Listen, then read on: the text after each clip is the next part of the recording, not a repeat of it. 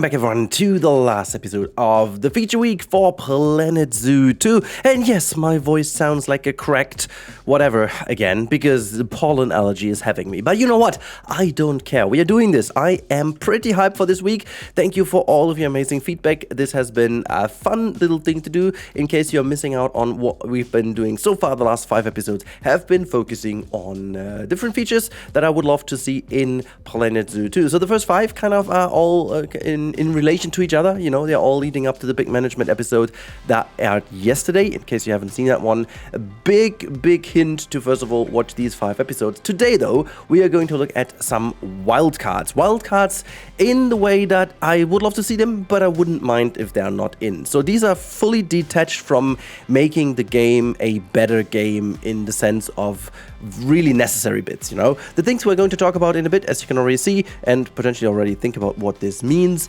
they are really like the icing on the cake, you know. Everything else I talked about, most of these things I do find necessary. I do find, at least in some way, you know, potentially not the way I envision them, but in a similar way, if Frontier would do this, is needed to make a significant upgrade and to not end up in the same situation as with, you know, Planet Coaster 2. Anyways, without further ado, let's talk about what we can see on screen. This is obviously the first part, and this is some additional vehicles for guests, I would say.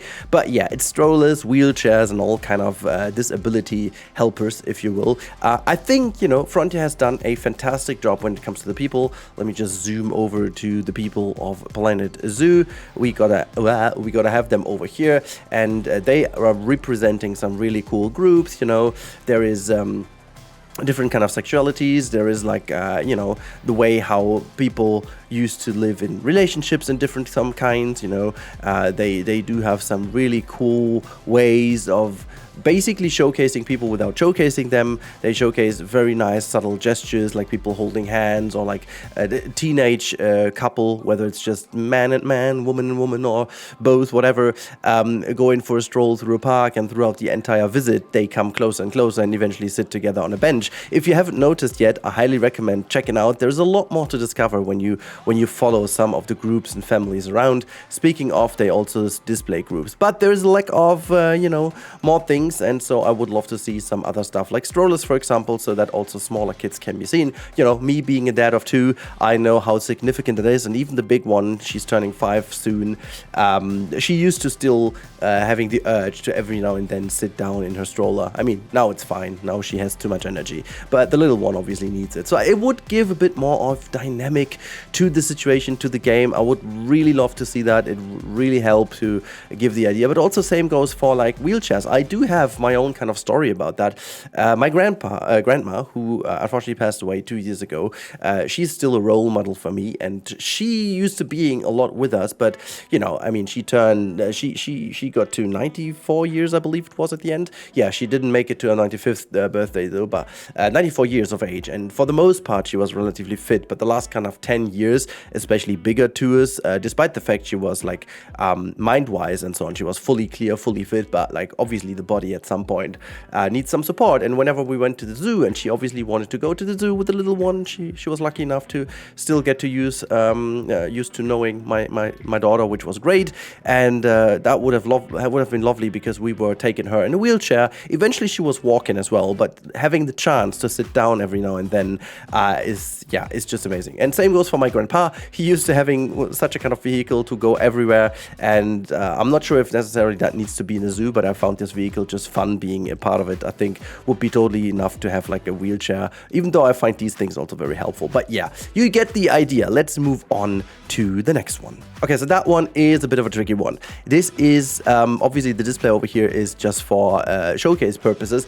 I am talking about a proper rope system, and by that I mean not in-game ropes, I mean really attach points, you know. Imagine you build the frame yourself, but then you have a tool where you can say, okay, I want to have a rope now from this attachment point to this attachment point. And it would be totally fine that only some climbable pieces do have attachment points. So let's say, for example, this piece over here, this kind of wooden platform, you know, comes originally from the game with like 4 attachment points to all 4 sides, so that the game knows where the attachment point for the the animals is to climb. However, these ropes you draw would then also have some actual physics, meaning depending on how heavy the animal is that is going to use them, they do also move according to physics. Again, as I said, all these things, all these wildcards over here are stuff that would absolutely break my mind and would make me so happy. But at the end of the day, having proper ropes in the game that animals can use properly without too many glitches would already do the trick for me. But yeah, we're not here to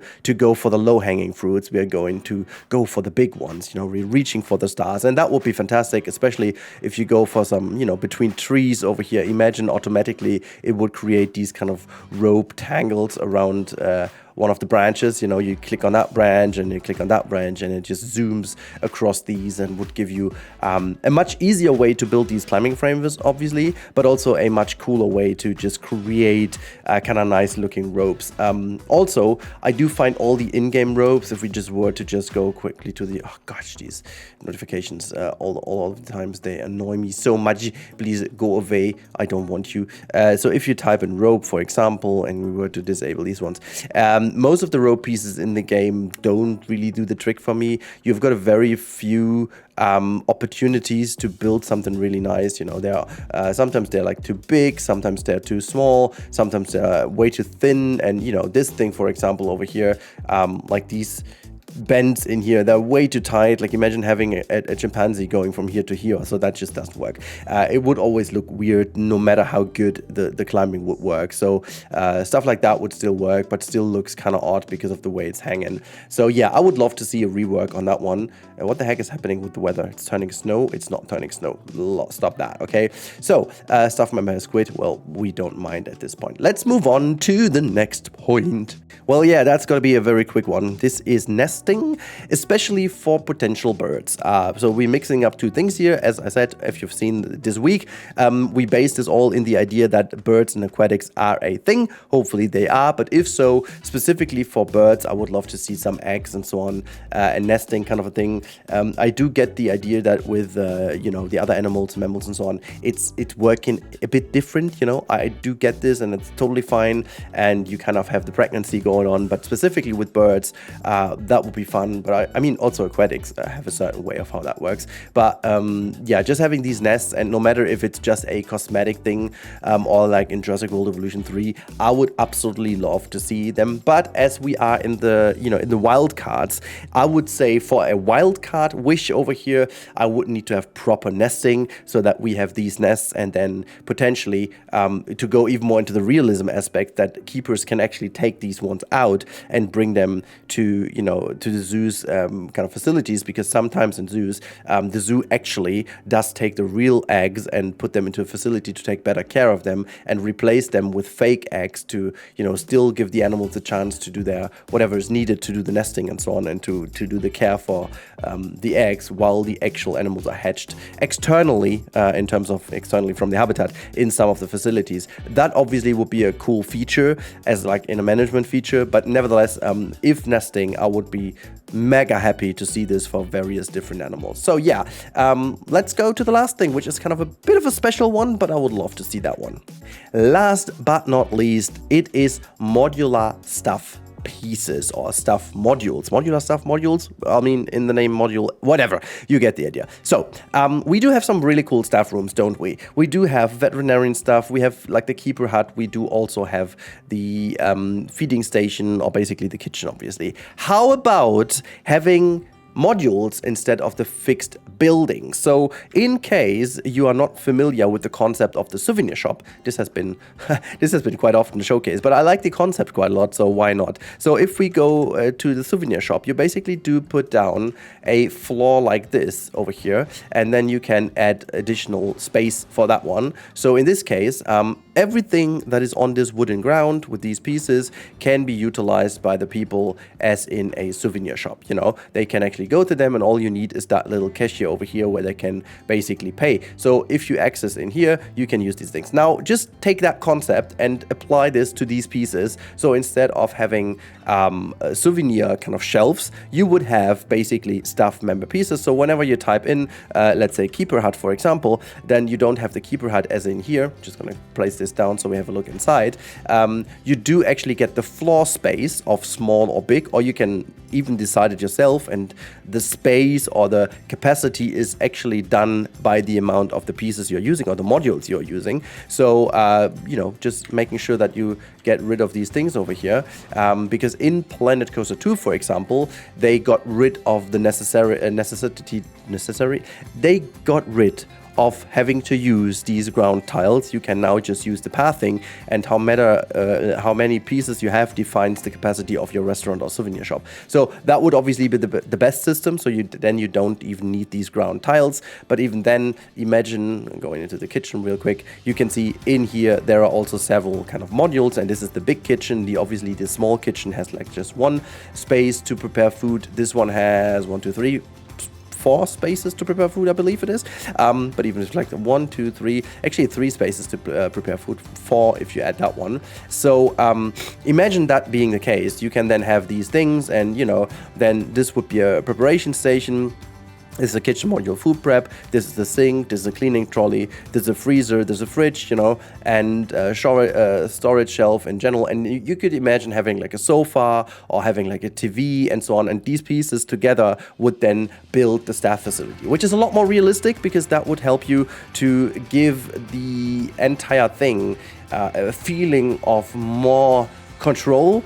And you obviously could still have blueprints that just essentially look like that, You could just take away the walls of that thing and have a layout like this, and that is the blueprint for a big kitchen and a blueprint for a small kitchen. So you essentially have the exact same thing as in this game, just you give more control to those who want to make it more modular. But also, it's not only more modular, it would also account for different types of layouts, As for example, this one is, 4 tiles 4x4, but you could obviously also go in and build like a, let's say you want to have like a bit of a different layout here that goes, hold on for a second, that goes like about more of a longer kind of tunnel look like this, because you want to have like a traversable area from A to B. So both sides of the habitat, for example, are attached to the right and to the left, and you got your entry here in the middle, and you want to keep space for the rest. You could put all your different preparation areas down here or down here, and then have the entrance in the middle. So you could fit in the same as in here, but you do have like a bit of a different layout, which